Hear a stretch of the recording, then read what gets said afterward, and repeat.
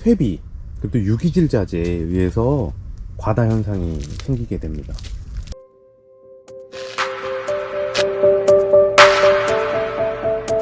안녕하세요, 자전거 타는 농부 월드입니다. 오늘은 토마토 키우는 데서 가장 궁금해 하시는 것 같은 점, 토마토 잎이 말리는 현상. 네, 토마토 잎이 하늘을 향해서 이런 식으로 말려 올라가는 현상에 대해서 좀 말씀을 드리려고 합니다. 이런 질문을 하면 다 대부분 질소 과다입니다, 이렇게 이야기를 많이 할 거예요. 예, 그 말도 맞죠. 그런데 질소 과다 이외에도 다른 원인에 의해서 이런 현상이 나타난다는 거, 그 점을 좀 알려드리려고 이렇게 영상을 만들게 됐습니다. 토마토 잎들이 말리는 현상, 하늘로 향해 올라가는 거, 크게 두 가지 이유가 있습니다. 첫 번째, 가장 많이 듣는 답변이죠. 질소질이 많으면 잎들이 말아 올라가기도 합니다. 토양이 좀 과습하고 질소질이 많으면 이런 현상들이 나타나는데, 토마토 성장에는 뭐 엄청나게 큰 그런 영향을 주지 않아 가지고 그냥 질소질 비료만 조금 제한해주면 크게 문제없이 관리가 가능합니다. 그리고 이게 좀 두 번째 내용이 조금 더 중요한데, 두 번째 이유는 칼륨이죠. 칼륨이 과다한 경우입니다. 근데 이런 이유는 잘 말씀을 안 해주시는 것 같더라고요, 다른 유튜버 분들이나 뭐 이렇게 이야기를 하면.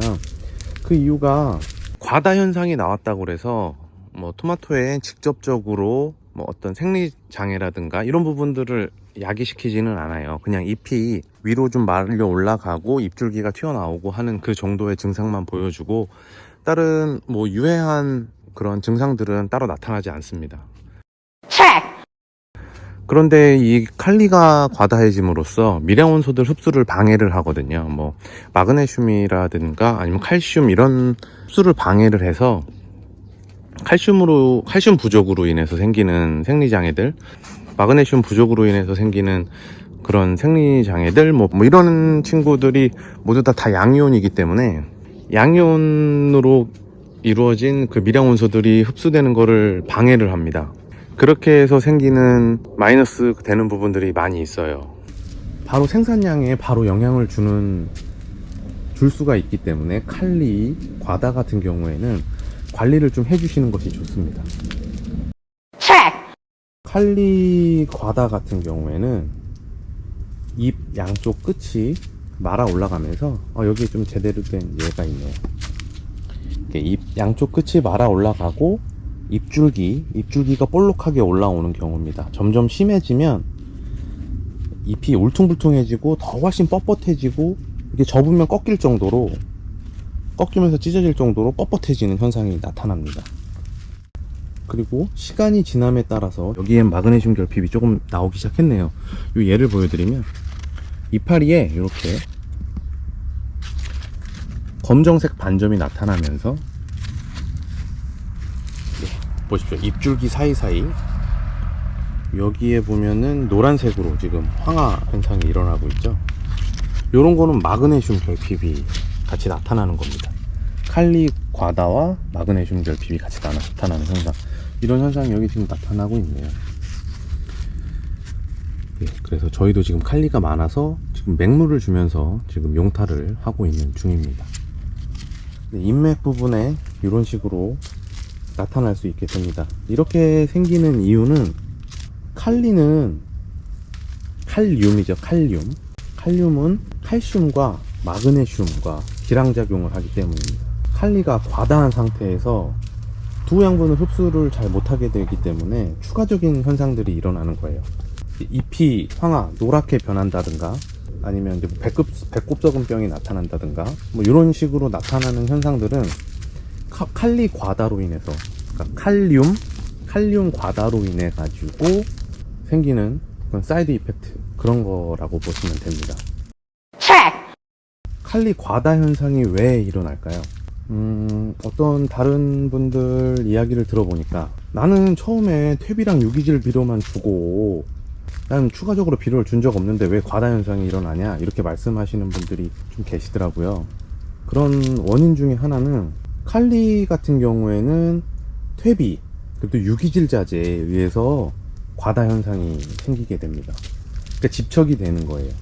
퇴비와 유기질 자재를 과다 사용하시는 것은 칼리 과다를 가지고 올 수 있습니다. 뭐 저도 이런 증상들이 나타나는데 뭐 어떻게 해줘야 된다, 답은 없어요. 그냥 칼리 사용을 조금 줄여줘야 되고, 이제 미량 원소들 부족 현상이 나타난다면 그냥 미량 원소를 저 같은 경우에는 연면 시비를 실시해 줍니다. 뭐 저는 대부분 뭐 0.1% 미만, 세게 쳐야 된다고 할 때는 한 0.15% 미만으로 연면 시비를 해주는 편입니다. 미량 원소를 주지 않고 칼리 과다가 이렇게 심하게 나와서 다른 작용까지 나타나지 않게 하는 게 가장 공사를 잘 짓는 거겠죠. 그런데 뭐 저도 아직까지는 많이 부족하기 때문에 뭐 칼리 과다 이런 부분으로 인해서 생기는 뭐 배꼽썩은병이라든가 뭐 잎이 노래져서 황화가 돼서 말라서 죽는다든가, 아니면 뭐 철분 부족 뭐 이런 식으로도 조금씩 나타나는 경우들이 많이 있습니다. 그래서 칼리 부족이 당장 위험한 건 아니지만 다른 위험한 상태들을 불러올 수 있기 때문에 네, 잘 관리를 해 주셔야 되겠습니다. 오늘은 뭐 이파리가 이제 하늘을 향해서 올라가는 거, 그냥 질소질 비료 과다로만으로 생기는 게 아니고 다른 방법에 의해서도 이렇게 생긴다는 점, 그리고 그 문제 칼리 과다로 인해서 생긴다는 점을 좀 알아주시면 좋고, 칼리 과다가 생기면 다른 영양분의 결핍도 나타날 수 있다라는 점, 그런 것들도 지금 확인해 보시고요. 다들 질소질 비료 과다라고만 말씀을 하시길래 다른 원인도 있고, 그 다른 원인에 의해서 다른 생리장애가 나타날 수 있다라는 걸 좀 말씀드리고 싶어서 이렇게 영상을 만들었습니다. 네, 그러면 오늘은 뭐 여기까지 하고요. 네, 시청해 주셔서 감사합니다.